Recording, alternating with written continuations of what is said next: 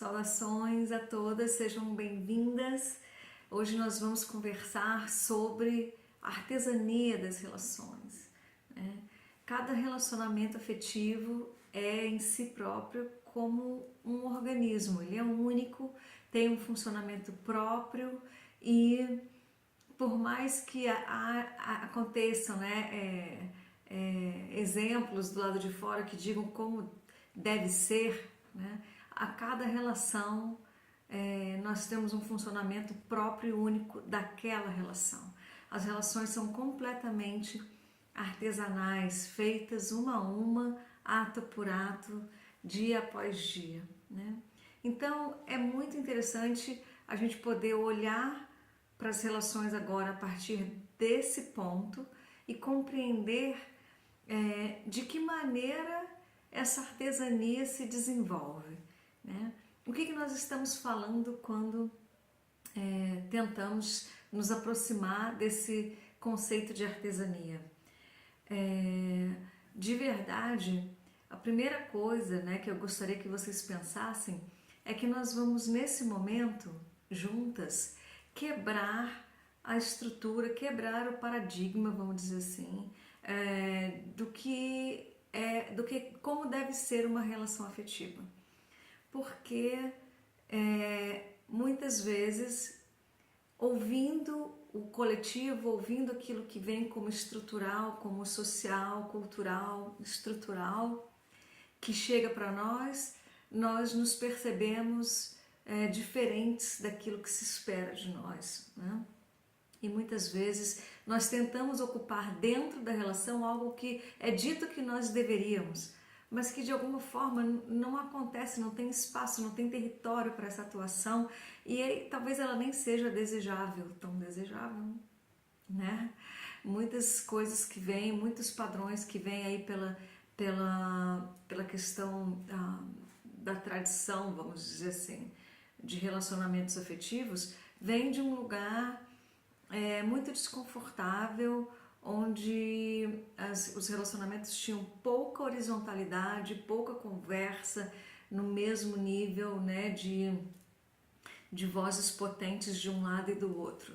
Sempre existiu aí uma diferença muito grande no nível hierárquico entre homens e mulheres, né? Então as relações têm uma tradição de serem sexistas, né? E de alguma forma isso não nos interessa mais, né?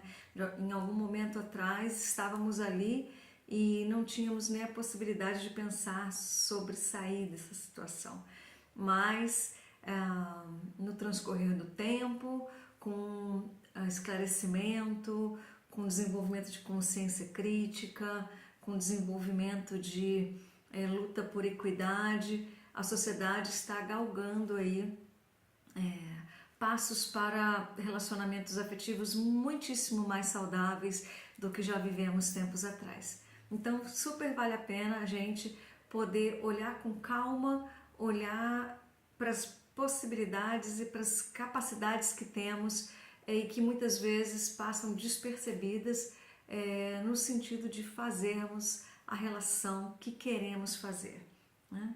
Obviamente, é muito importante dizer, não existe um manual do relacionamento que dá certo, né? E é justamente esse o tema de hoje e dessas aulas, dessa e das próximas aulas. Não existe um esquema que se você fizer desse jeito vai dar certo, porque justamente os relacionamentos são feitos de no mínimo 2 pessoas, né? Em relações monogâmicas, no mínimo 2 pessoas. Então não tem como você garantir que a relação vai dar certo, porque ela não é feita só por você, ela nunca será feita só por você. Então não existe esse tipo de garantia.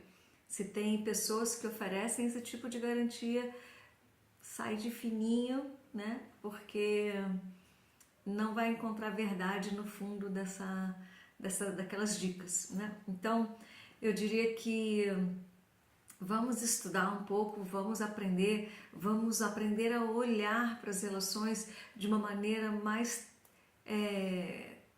transparente, de uma maneira mais, vamos dizer assim, contemplativa, né, dos fenômenos que acontecem dentro da relação, para a gente poder também se tornar mais forte, mais potente, mais consciente, né, e ter o entendimento da nossa posição de uma forma clara, feliz e de escolha.